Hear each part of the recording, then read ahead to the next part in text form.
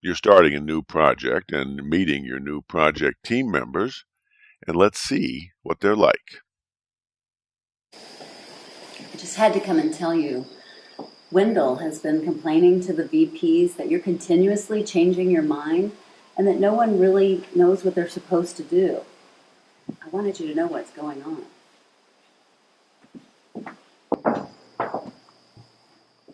You've probably noticed that Hattie and I don't exactly get along really well. Now, she thinks that my product research department is a waste, and I think that her customer service department is bloated. Now, the bloating isn't really your problem, but her erroneous accusations and also the distortions of the facts are. Just thought you should know.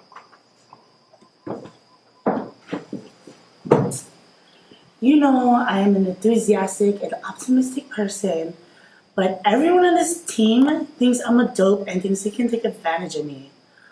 Wendell just came in this morning and gave me like 10 hours of his work. Do you think I should take his work from him? I want you to know that I am a team player, but I'm not here to be the help desk for the people on this project, help them with Word and Excel. I do sophisticated development, and I am not here to help the idiots with their PC challenge problems. Okay, just because I'm a contractor and not an employee is no reason for the people on this team to treat me like dirt.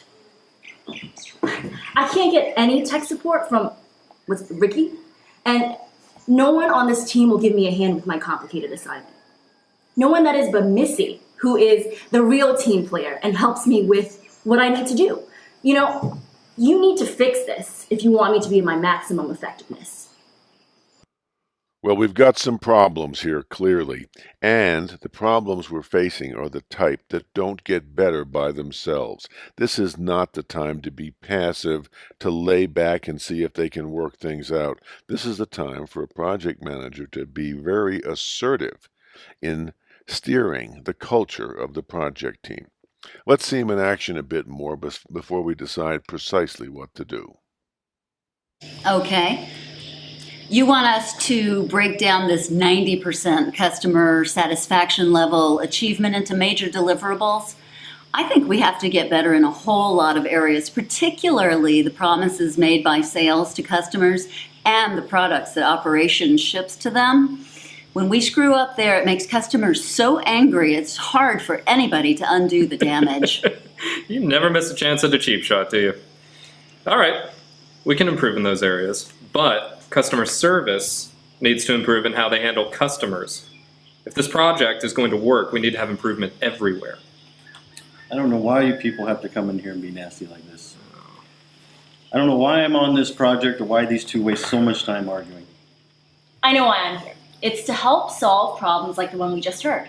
You know, I can dive in and assess what performance needs improvement with just a small increase in my professional fees, which really... You're like a door-to-door salesman, always trying to increase your fees. Well, I am excited about this project because I think the idea of having 90% of our customers through excellence makes me so proud. How do we do it? First, we have the turf war. Now, we're not going to solve this and make these people get along in general. We just want them to behave better in the project team. Very limited objective. One of the approaches, depending on your sense of humor and your comfort in doing this, is to tease them about it. Bring a pair of boxing gloves for each of them for the next meeting and say, if you're going to take our time, let's see some real action. That may embarrass them to the point where the destructive behavior ends. Your technical genius is going to take very delicate handling. Obviously, he's fragile and very concerned about his perceived role on the project. So I think we work with him to tailor a challenging assignment, but just privately with him, not with anybody else involved. With the greedy contractor, I think we don't have to be gentle at all. We make it crystal clear that she is not to get employees to help her with her work that we're paying for, and she's not to sell in project team meetings. And I think we just tell her we'll terminate the contract if this behavior continues.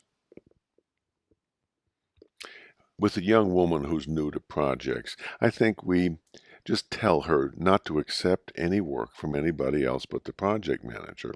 What would be a bad course of action is to have her rat out people who try and give her work. Better to let her come to you and you handle the problem. I think that gives us a chance at making this team a bit more productive.